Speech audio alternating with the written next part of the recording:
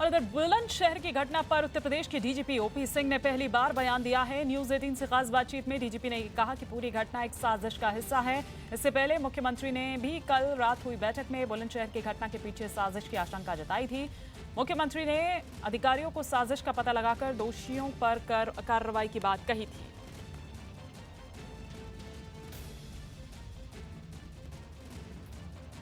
हमारे साथ खुद बातचीत के लिए मौजूद हैं डीजीपी ओपी सिंह साहब। सर, क्या लगता है आपको इस पूरी घटना में? देखिए, अब तक घटना को 48 घंटे हो गए हैं। 3 दिसंबर की ये घटना है और हम लोगों ने 2 मुकदमे दर्ज किए हैं।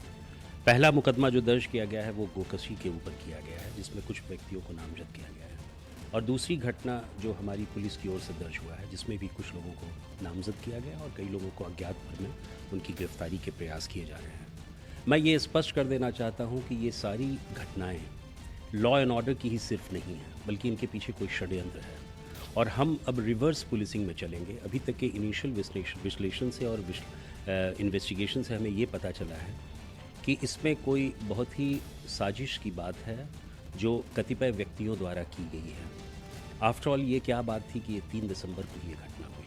आफ्टर ऑल ये क्यों सोचा जा रहा है कि उसमें गोकशी की घटना हुई, गायों को काटा गया, उनके शव को, उनके मांस को वहाँ लाया गया और एक जगह एक किसी बाहुल्य क्षेत्र में रखा गया।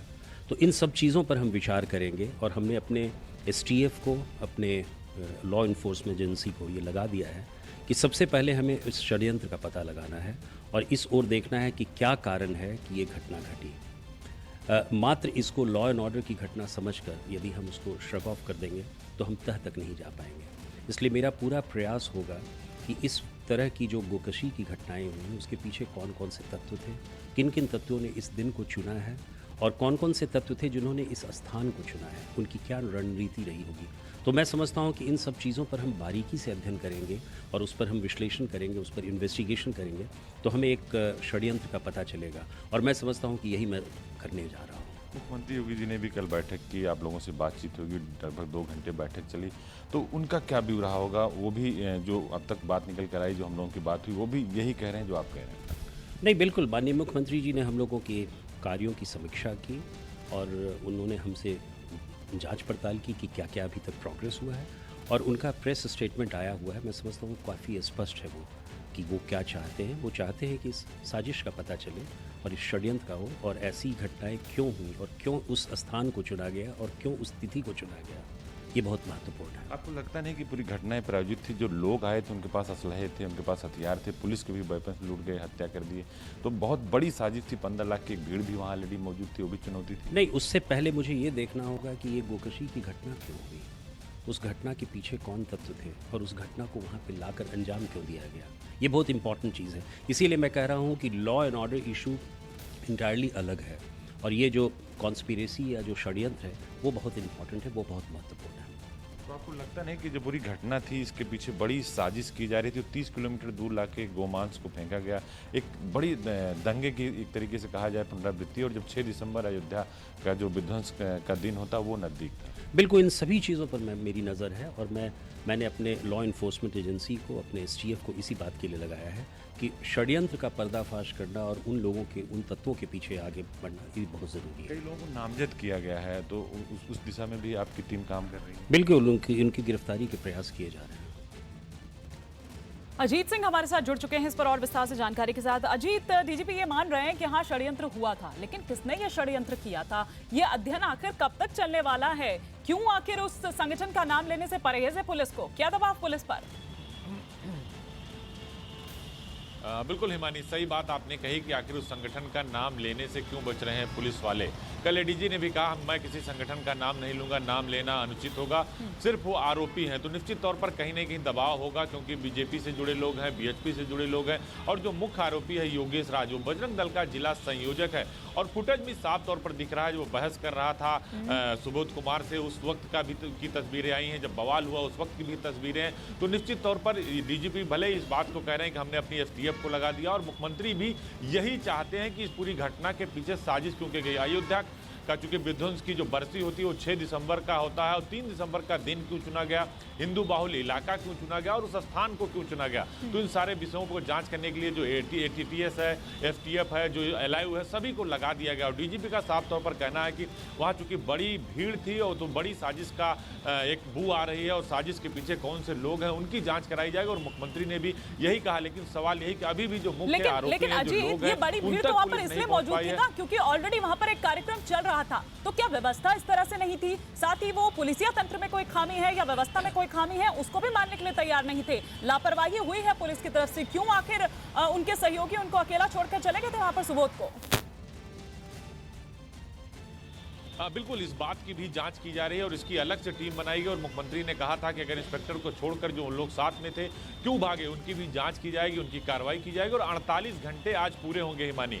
देर शाम तक SIT अपनी रिपोर्ट प्रमुख सचिव गृह और DGP को सौंपेगी और उसके बाद ये रिपोर्ट मुख्यमंत्री के पास जाएगी। तो निश्चित तौर पर उन अफसरों पर भी कार्रवाई होगी जिनकी वजह से सुबोध कुमार अस्पताल तक नहीं पहुंच सके और उपद्रवियों ने उन्हें गोली मार दी। पहले पत्थर से मारा और फिर गोली मार दी। तो निश्चित तौर पर सवाल तो खड़े ही होते हैं, लेकिन अब सरकार का जो स्टैंड है वो स्टैंड है कि इस घटना के पीछे क्यों है और गोकसी कराने वाले कौन से लोग थे और गोमांस को कैसे 30 किलोमीटर दूर शहर से लाया गया। तो निश्चित तौर पर बहुत सारे ऐसे बिंदु है जिसका जवाब अभी सरकार और पुलिस दोनों को देना है। पुलिस हालांकि रटा रटाया जवाब दे रही है कि अध्ययन का विषय है, अध्ययन इस पर जारी है। शुक्रिया अजीत इस तमाम जानकारी के लिए आपका।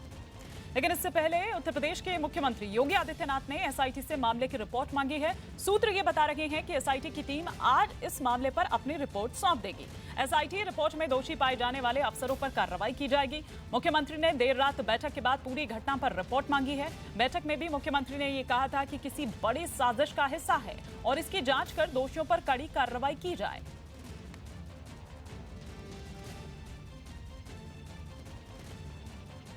हमारे साथ उत्तर प्रदेश के स्वास्थ्य मंत्री और सरकार के प्रवक्ता सिद्धार्थ नाथ सिंह।